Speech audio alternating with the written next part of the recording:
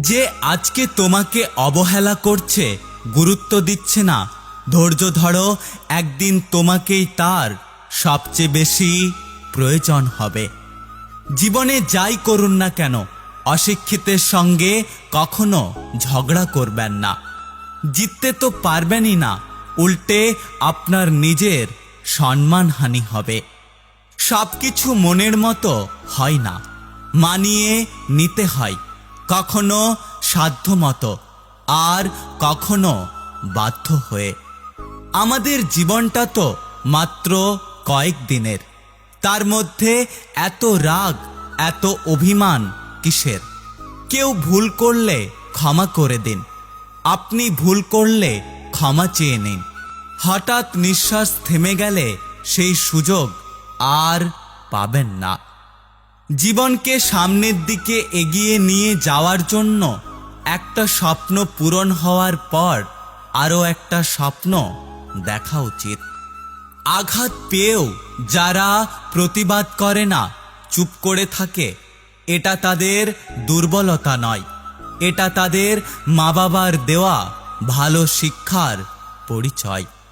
একমাত্র বাবা মাই হলেন সন্তানের সবচেয়ে বড় বন্ধু, যারা সুখের দিনেও পাশে থাকেন, আবার দুঃখের দিনেও পাশে থাকেন। যে নিজে হেরে অন্যকে জিতিয়ে দেয়, তাকে আপনি কখনোই হারাতে পারবেন না। শরীর আর সম্পত্তি নিয়ে কখনো গর্ব করতে নেই, কারণ অসুস্থতা আর দারিদ্রতা কাউকে বলে আসে না। সব অপরাধের থেকেও বড় অপরাধ হলো কারোর সাথে বিশ্বাসঘাতকতা করা। একটা কথা সবসময় মনে রাখা উচিত, এই পৃথিবীতে কেউ নিখুঁত নয়, দোষ গুণ মিলিয়েই মানুষ। জীবনের রাস্তা কখনো শেষ হয় না, একটা বন্ধ হয়ে গেলে আরেকটা খুলে যায়। ভাগ্য তোমার হাতে নেই ঠিকই, কিন্তু সিদ্ধান্ত তোমার হাতে রয়েছে।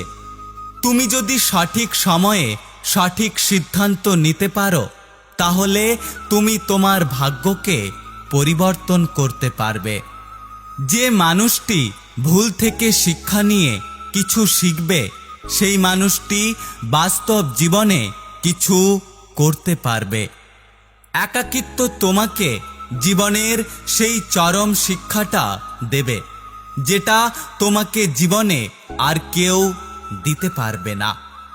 কারো পছন্দ হওয়াটা খুব সহজ, কিন্তু অনেক দিন ধরে তার পছন্দ হয়ে থাকাটা খুব কঠিন।